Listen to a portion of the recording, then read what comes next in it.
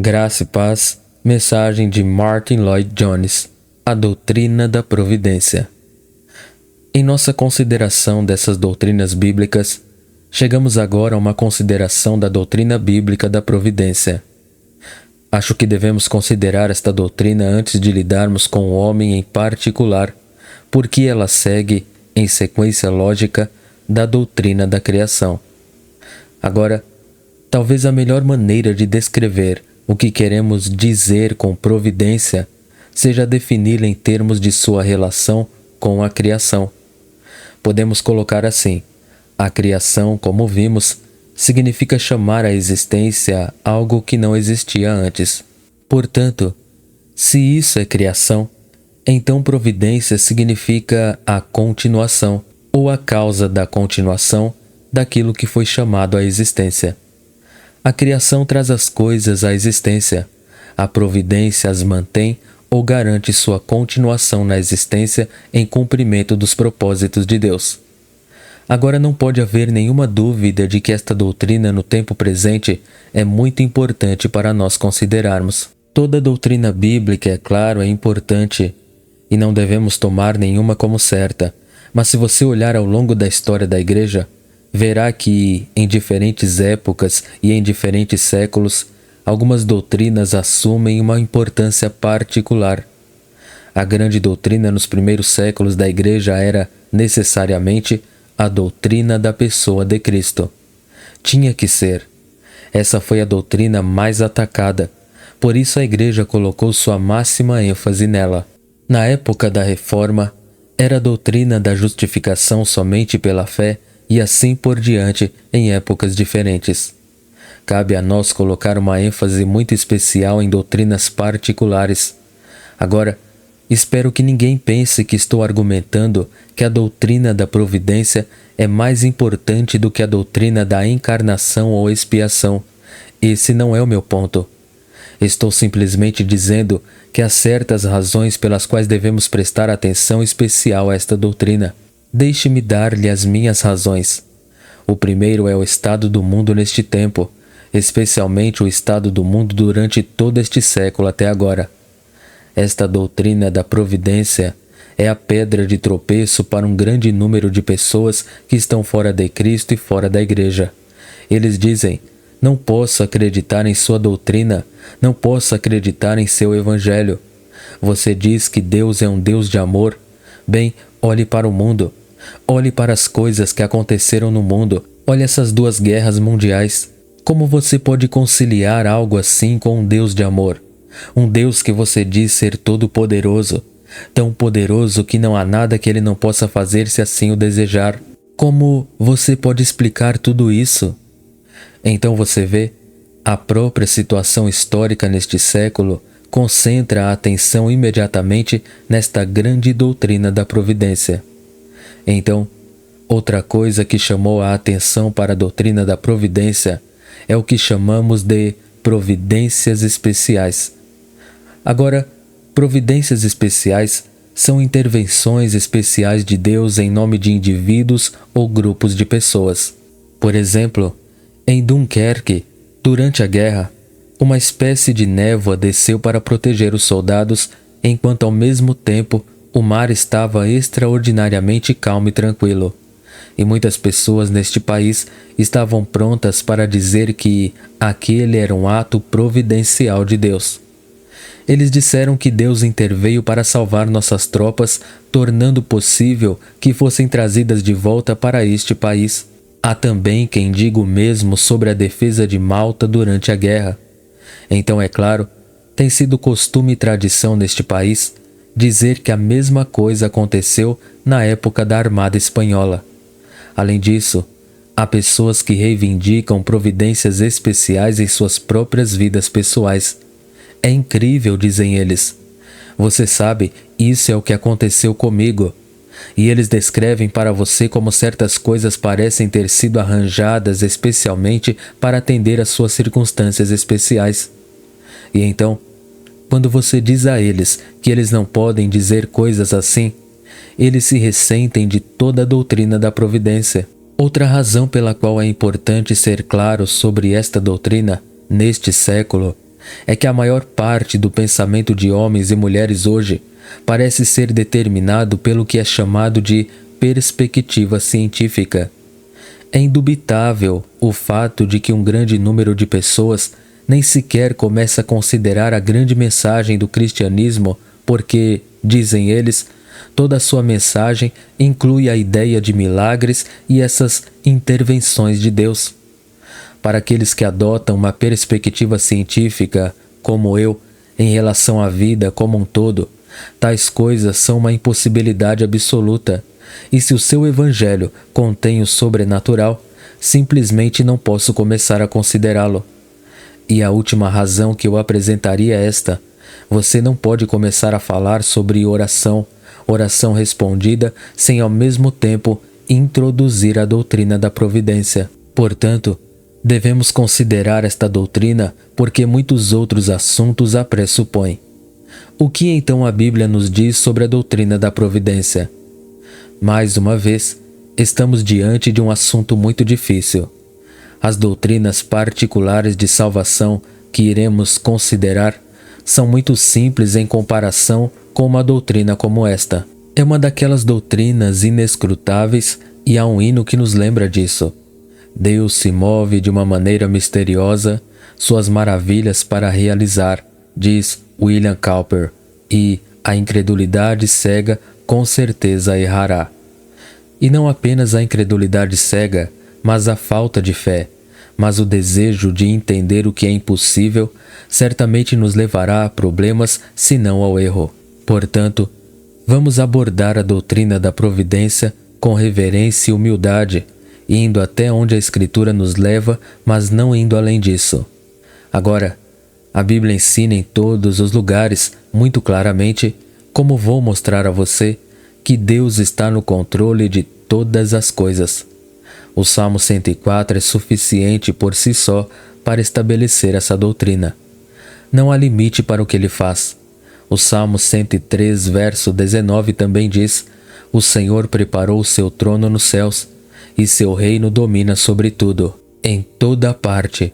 E a Bíblia nos ensina que, antes de tudo, em oposição ao deísmo, a que me referi, aquela doutrina que considera o universo como uma espécie de relógio feito pelo relojoeiro, dado corda por ele e depois colocado para se esgotar.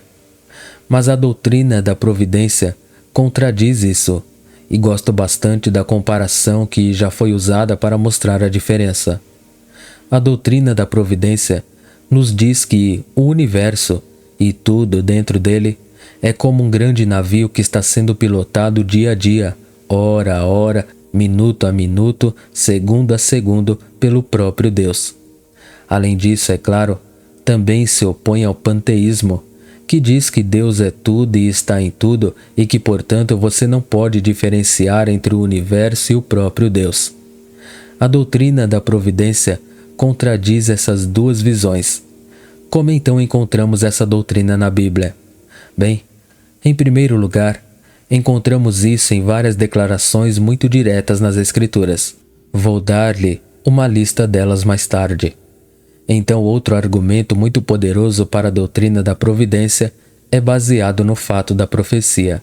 Não seria possível para um homem inspirado por Deus predizer o que vai acontecer, talvez em várias centenas de anos, a menos que Deus controlasse tudo. Profecia não é meramente presciência, é uma garantia que os eventos profetizados vão acontecer porque Deus está no controle. Então, outro grande argumento, como vimos, é derivado de respostas à oração. Se não acreditássemos que Deus controlava tudo, não haveria sentido em orar. Não oraríamos pelo sol, não oraríamos pela chuva, não oraríamos pela saúde e pelo controle da doença. A oração, em certo sentido, seria ridícula se não acreditássemos na doutrina da providência. E é por isso que os deístas não acreditam na oração. Os panteístas não oram, não há propósito nisso. Mas aqueles que acreditam na doutrina da providência, obviamente oram porque a própria ideia dessa doutrina leva imediatamente à oração. E nosso último argumento geral é o argumento dos milagres. Se a doutrina da providência não fosse verdadeira, Se Deus não tivesse sua mão sobre tudo e estivesse controlando tudo, então os milagres simplesmente não poderiam acontecer. Então, o que exatamente queremos dizer com providência? Não consigo pensar em uma definição ou descrição melhor do que esta. Providência é aquele exercício contínuo da energia divina por meio do qual o Criador sustenta todas as suas criaturas, opera em tudo o que ocorre no mundo e dirige todas as coisas para seu fim determinado. Vamos considerar a prova bíblica para essa afirmação mais tarde. Agora, há 3 elementos nessa ideia de providência, e devemos diferenciá-los tanto no pensamento quanto na prática, embora, é claro, os 3 tendam a trabalhar juntos. Você pode olhar para os 3 aspectos da providência de diferentes ângulos.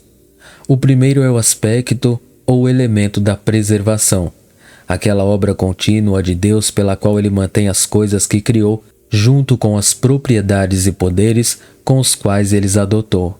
Agora isso é mais importante. A Bíblia ensina que Deus preserva tudo o que Ele fez. É um trabalho contínuo. Alguns tentaram dizer que esta doutrina de preservação simplesmente significa que Deus não destrói a obra que Ele fez uma vez. Mas isso não é preservação. Significa mais do que isso. Significa que Ele mantém tudo em existência. Outros também entenderam mal esta doutrina. A propósito, o grande Jonathan Edwards, um dos maiores teólogos que a igreja cristã já conheceu, aquele grande americano que viveu 200 anos atrás, se você encontrar algo escrito por ele, compre e devore. O próprio Jonathan Edwards quase caiu em erro sobre isso. É um erro dizer que a preservação significa um processo contínuo de criação, de modo que Deus está continuamente criando de novo e de novo tudo que existe e tudo continua sendo criado dessa maneira de momento a momento. Mas isso não é realmente preservação, como eu entendo e como tem sido tradicionalmente entendido. Então vamos colocar assim: tudo que foi criado por Deus tem uma existência real e permanente própria à parte do ser de Deus. Mas isso nunca deve significar que é autoexistente, que pertence somente a Deus. Se as coisas existissem por si mesmas, elas não precisariam de Deus para continuar. Essa é a diferença. Deus criou uma coisa e a mantém viva. Ele sustenta todas as coisas e elas continuam a existir como resultado de um exercício positivo e contínuo de seu poder divino. Observe como o Salmo 104 coloca nos versículos 28 a 30. Se lhes deres, eles ajuntam. Abres a tua mão, eles se fartam de bens. Tu escondes o teu rosto, eles ficam perturbados. Tu lhes tiras a respiração, eles morrem e voltam ao seu pó. Tu enviaste o teu espírito, eles são criados, e tu renovas a face da terra. Agora, Deus não cria esses animais da terra constantemente. O que Ele faz é manter a vida, preservar o que já criou. Paulo, é claro, coloca isso exatamente em Atos 17, 28, porque nele vivemos e nos movemos e existimos. Ele quer dizer a mesma coisa em Colossenses 1,17. E Ele é antes de todas as coisas, e por Ele todas as coisas subsistem. Eles são preservados, são mantidos por Ele. É declarado ainda mais impressionante em Hebreus 1 e 3, sustentando todas as coisas pela palavra do seu poder. Ele não apenas os fez, Ele os sustenta. Não há nada no universo que continuaria a avançar se Deus não o sustentasse. Portanto, nunca devemos pensar no universo como algo que Deus criou e depois permitiu que se desenvolvesse. Isso é deísmo. Em segundo lugar, há o aspecto governamental da providência. Isso significa a atividade contínua de Deus, pela qual Ele governa todas as coisas para um fim e objetivo definidos, e o faz a fim de garantir a realização de seu próprio propósito divino. O Senhor reina, regozije-se a terra. Salmo 97, verso 1. Ele é o Rei do universo, Ele é o Senhor dos senhores. Tudo está sob seu controle. Seu reino domina sobre tudo. Salmo 103, verso 19. As nações são como uma gota de um balde, e são contadas como o pó fino da balança. Isaías 40, verso 15.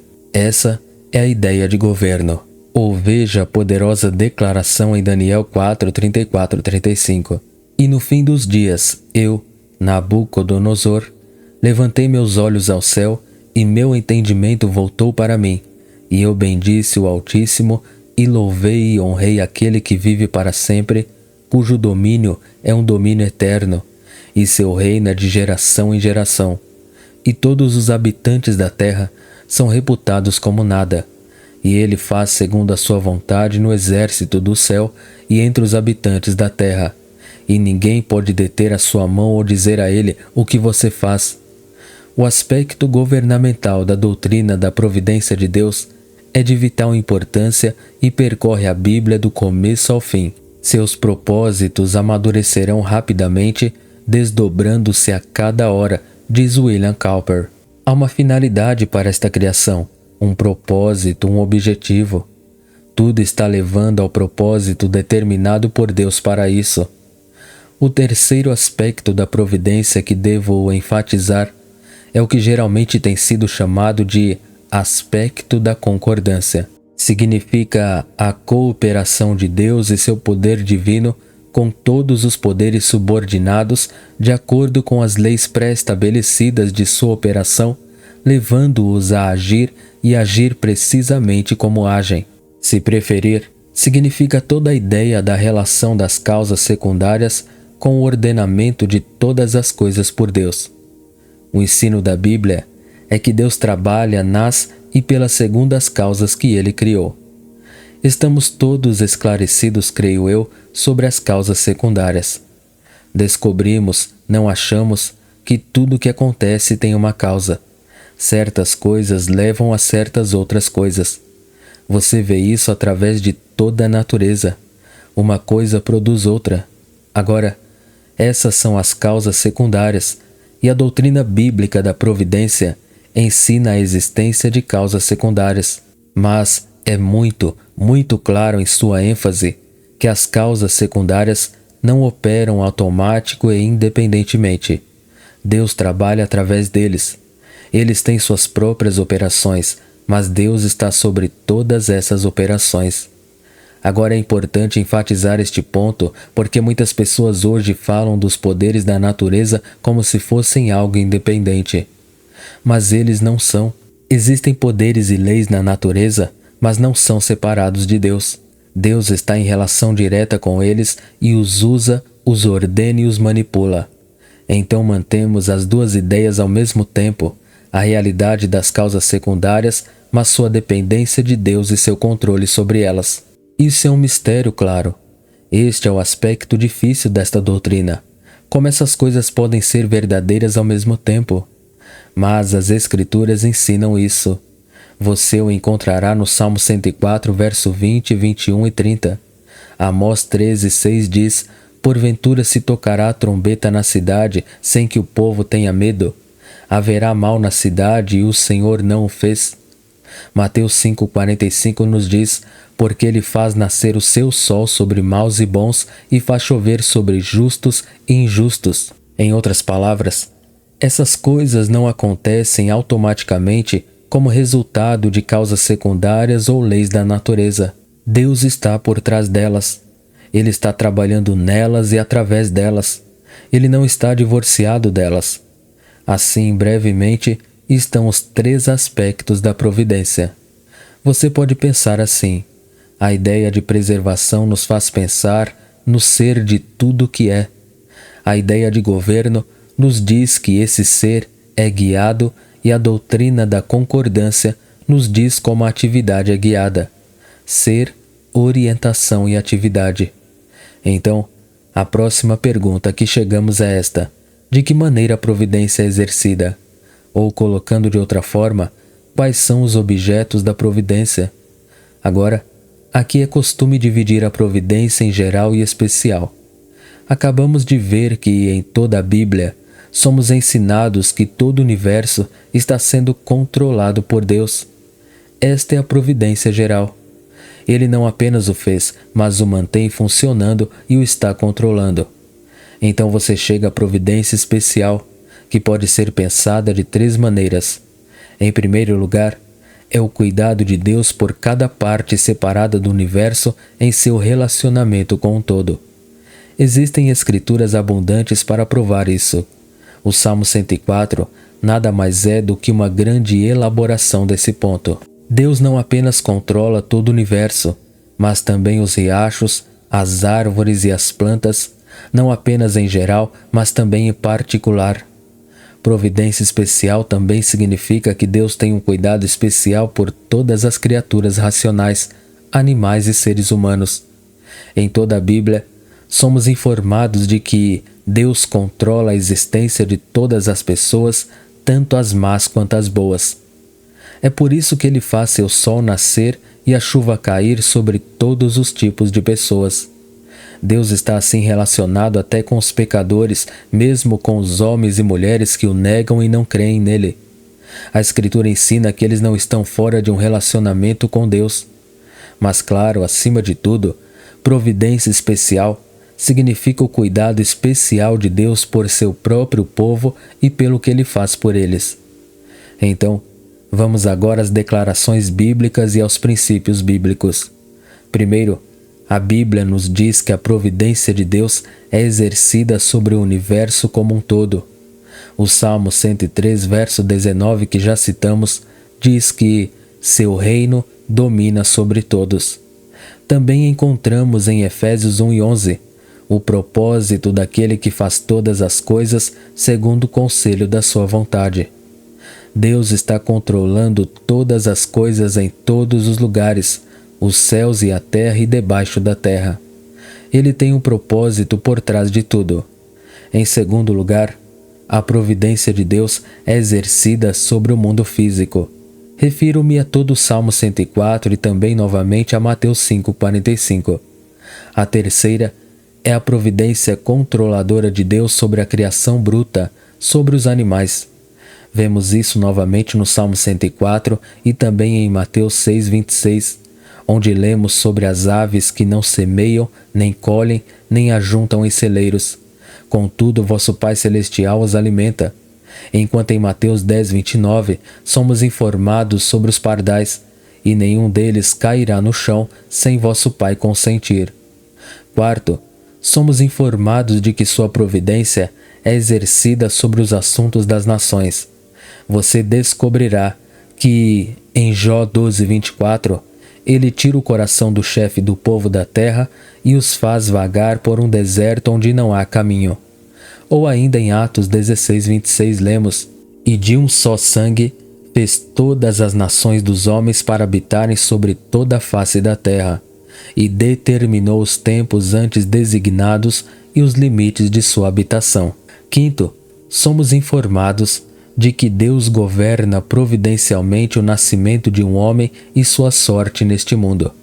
Lemos em 1 Samuel 16:1, e o Senhor disse a Samuel: Até quando lamentarás por Saul, visto que o rejeitei para que não reinasse sobre Israel? Enche o teu chifre de azeite e vai, enviar-te-ei a Jessé o belemita, porque entre os seus filhos me provide um rei. E Paulo diz sobre si mesmo em Gálatas 1:15-16, Mas quando aprove a Deus, que desde o ventre de minha mãe me separou e me chamou por sua graça, revelar seu Filho em mim para que eu o pregasse entre os gentios. Em sexto lugar, descobrimos que a providência de Deus determina os sucessos e fracassos exteriores na vida humana, porque a promoção não vem nem do Oriente, nem do Ocidente, nem do Sul, mas Deus é o juiz. Ele derruba um e estabelece outro. Salmo 75, versos 6 e 7. A sétima é esta, que Deus governa as coisas que parecem acidentais ou aparentemente insignificantes. Meu texto favorito para provar isso é o primeiro versículo de Ester 6, onde nos é dito que o rei não conseguia dormir. Meu Deus, diz alguém, certamente isso não tem nada a ver com a providência de Deus. Mas leia o livro de Ester e você descobrirá que é um ponto crucial. Fica bem claro que o rei não conseguiu dormir naquela noite porque Deus o manteve acordado. Então Mardoqueu foi salvo e Ester e seu povo foram salvos pela instrumentalidade de Deus causando essa insônia, algo aparentemente trivial e aparentemente acidental. Em oitavo lugar, a providência de Deus protege os justos. Leia Salmo 4, verso 8. Em paz me deito e logo adormeço, porque só tu, Senhor, me fazes habitar seguro, diz o salmista. Por quê? O Senhor o havia protegido. De fato, isso é mostrado lindamente nos Salmos 4 e 5. E Deus supre em nono lugar, por meio da providência, as necessidades de seu povo. Mas o meu Deus suprirá todas as vossas necessidades, segundo as suas riquezas na glória por Cristo Jesus, diz Paulo em Filipenses 4, verso 19. E décimo e último, você descobrirá que cada resposta à oração que está nas Escrituras é apenas uma declaração de que Deus ordena providencialmente as coisas dessa maneira para o seu povo. Agora, isso me leva ao que é chamado de providências extraordinárias, ou, em outras palavras, milagres, pois os milagres estão sob esse título de providência. O milagre é uma providência extraordinária. Qual é a diferença entre providência ordinária e extraordinária? Pergunta alguém. Eu responderia a essa pergunta assim. Na providência ordinária, Deus opera por meio de causas secundárias de acordo com as leis que Ele colocou na natureza. Mas em providências extraordinárias, ou em milagres, Deus opera imediatamente, diretamente e sem as causas secundárias. O milagre é Deus operando, não contrário à natureza, mas de maneira sobrenatural. As pessoas costumam ter problemas com esta questão dos milagres porque começam pensando que um milagre é algo contrário à natureza. Mas isso está totalmente errado. E está errado porque a ideia que eles têm da natureza está errada. Eles se esqueceram de que Deus trabalha na natureza. É simplesmente que Deus tem duas maneiras diferentes de trabalhar. Geralmente Ele atinge seus propósitos por meio das causas secundárias. Mas às vezes Ele faz isso diretamente, e isso é um milagre. Deus está trabalhando, como vimos longamente, em tudo, sempre e em toda parte. De modo que quando você tem um milagre, ainda é Deus trabalhando, mas trabalhando de uma maneira diferente. E negar a possibilidade de milagres é dizer que Deus está confinado ou limitado por suas próprias leis.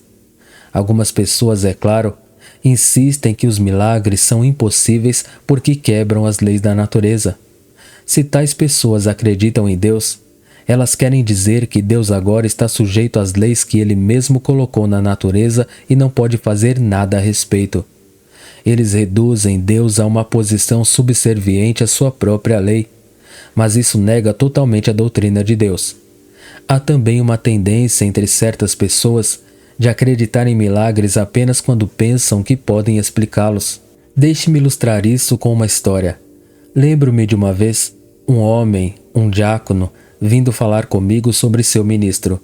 Ele estava bastante preocupado com o chamado desse ministro para sua igreja, porque não tinha muita certeza sobre a solidez e a ortodoxia desse homem. Mas um dia ele veio até mim com grande alegria e deleite e disse: "Sabe, nosso ministro agora acredita em milagres." O que o convenceu? Eu perguntei. "Qual é a sua evidência?"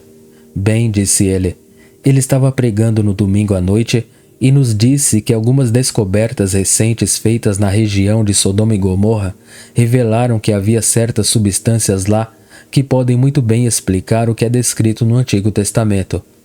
Então seu ministro agora acreditava em milagres. Mas na verdade, ele ainda não acreditava em milagres, pois se você pode explicar uma coisa cientificamente, ela não é mais um milagre. Por definição, um milagre é algo que você não pode explicar. Alguém disse uma vez que um astrólogo descobriu que, bem na hora, a pessoa que estava falando comigo estava realmente muito animada com isso e ele era um evangélico. Bem na hora que os filhos de Israel estavam atravessando o Mar Vermelho, o sol e a lua estavam tão posicionados que era mais do que provável que uma espécie de vendaval tivesse surgido e empurrado para trás uma parte do Mar Vermelho. Portanto, era possível que os filhos de Israel tivessem passado em terra seca. E este homem pensava com carinho que agora acreditava em milagres. Não. Você notará talvez que há uma tendência de fazer isso no momento. Significa apenas que essas pessoas não estão felizes em sua crença em milagres e que realmente não aceitam a doutrina bíblica. Um milagre, por definição, é sobrenatural. Não pode ser explicado em termos da operação ordinária das leis da natureza ou de causas secundárias. É a ação direta e imediata de Deus. Acho que o verdadeiro problema em relação à crença em milagres se deve ao fato de que as pessoas sempre os abordarão do ponto de vista da ciência ou da natureza, em vez do ponto de vista de Deus, que é todo-poderoso e que governa e controla tudo. O perigo neste século é divinizar a natureza, considerá-la como um poder absoluto no qual nem mesmo Deus pode interferir. É uma noção totalmente falsa. Uma vez que tenhamos a ideia correta da providência de Deus, penso que a maioria de nossas dificuldades em relação aos milagres deve ser removida. Agora devemos mencionar uma ou duas dificuldades que as pessoas às vezes têm com relação a essa doutrina da providência. Eles dizem que estão prontos para acreditar na providência em geral, mas não conseguem entender bem a ideia de uma providência especial e dizem que tem duas razões para isso. A primeira é que Deus certamente é muito grande e todo-poderoso para ser incomodado e preocupado com os detalhes de nossos pequenos problemas. A segunda é que as leis da natureza tornam tal interferência impossível. Mas a Bíblia nos ensina que Deus se preocupa com os detalhes de nossas vidas. Ele responde às orações de seu povo em detalhes, em questões muito pequenas, e Ele nos encoraja a levar todas as coisas a Ele. Paulo diz: não tenha cuidado de nada, mas em tudo, pela oração e súplicas, com ação de graças, apresentem seus pedidos a Deus. Filipenses 4, verso 6. Quanto à segunda objeção, o ensino bíblico a nega totalmente. A Escritura ensina esta providência especial de Deus de forma positiva, e os milagres, é claro, provam isso ao máximo. Mas afinal, o grande problema é este: se Deus governa e controla tudo, então qual é a sua relação com o pecado? Tudo o que posso fazer em resposta é estabelecer uma série de proposições que são claramente ensinadas nas Escrituras. A primeira é que os atos pecaminosos estão sob controle divino e ocorrem apenas com a permissão de Deus e de acordo com seu propósito final. Se você quiser uma prova disso, você a encontrará no caso de José e seus irmãos. Não foi você que me enviou para cá, disse José, mas Deus. Gênesis 45:8. Deus permitiu seu ato pecaminoso e o controlou. Você encontrará o mesmo ensinamento sobre a morte de Nosso Senhor, conforme exposto por Pedro no dia de Pentecostes, Atos capítulo 2. A segunda é que Deus restringe e controla o pecado. No Salmo 76, verso 10, lemos: certamente a cólera do homem te louvará, o restante da cólera tu conterás. A terceira é que Deus anula o pecado para sempre. Gênesis 50, verso 20 coloca assim: mas quanto a você, você pensou mal contra mim. Mas Deus intentou para bem fazer, como se vê neste dia, salvar muita gente com vida. Deus anulou o pecado e fez exatamente o mesmo no caso da morte de Nosso Senhor. Minha última proposição é que Deus nunca causa o pecado nem o aprova. Ele apenas permite, dirige, restringe, limita e anula isso. Somente as pessoas são responsáveis por seus pecados. O primeiro capítulo de Tiago dá esse ensinamento específico claramente. Terminemos com 2 pontos gerais. A primeira é para mim uma das mais reconfortantes de todas. Não posso deixar de acreditar, tendo lido a Bíblia, que em última análise, toda a providência é para o bem do povo de Deus. Se você quer uma prova disso, está em Romanos 8:28. Todas as coisas cooperam para o bem daqueles que amam a Deus. Parece perfeitamente claro para mim que, em última análise, Deus está preocupado com tudo para o bem de seu próprio povo, e tudo mais está sendo manipulado para nosso benefício e nosso bem. É um pensamento maravilhoso, e eu o recomendo a você. Enquanto você lê suas escrituras, fique de olho nisso. A providência realmente está preocupada com a salvação, e tudo é mantido no mundo por causa do povo de Deus. Se não fosse por seu povo, tudo seria destruído. Todos os outros, todos os pecadores serão claramente destruídos. Meu outro ponto é este: tenha cuidado, é um aviso. Sempre tenha cuidado em sua aplicação de qualquer evento particular. Deixe-me explicar. Sempre que algo de bom acontece a nós ou a nosso país, estamos todos prontos, não estamos, para dizer que foi sem dúvida um ato de Deus, a providência de Deus. Eu expliquei o que a doutrina da providência ensina, mas gostaria de adverti-lo de que é perigoso particularizar sobre qualquer coisa em particular. Veja o famoso caso de Dunkerque. Não vou opinar sobre o que aconteceu em Dunkerque. Eu tenho uma opinião, mas não vou dar. Tudo o que eu faria é mostrar a você que, se você alegar que foi um ato de Deus, deve fazê-lo à luz do seguinte: em 1934, os cristãos alemães, e excelentes cristãos entre eles, emitiram esta declaração: estamos cheios de graças a Deus que Ele, como Senhor da história, nos deu Adolf Hitler, nosso líder e nosso salvador de nosso difícil destino. Reconhecemos que nós, de corpo e alma, estamos ligados e dedicados ao Estado alemão e ao seu Führer. Esta servidão e dever contém para nós, como cristãos evangélicos, seu significado mais profundo e sagrado em sua obediência ao mandamento de Deus. Isso certamente nos faz pensar, não é? Aqui está outra declaração deles em 1933. Nesta virada da história, disseram eles, referindo-se à chegada de Hitler ao poder, nós dizemos que Deus o deu a nós. A Deus seja a glória. Como vinculados à palavra de Deus, reconhecemos nos grandes eventos de nossos dias uma nova comissão de Deus para a sua igreja. Agora essas pessoas eram absolutamente sinceras. Eles eram absolutamente genuínos. Eles eram cristãos evangélicos e acreditavam nisso. Portanto, acho que você concordará que devemos ser um pouco cautelosos quando fazemos reivindicações específicas. Ou ainda, alguém em Moscou disse certa vez sobre Stanley: ele é o líder divinamente nomeado de nossas forças armadas e culturais, levando-nos à vitória.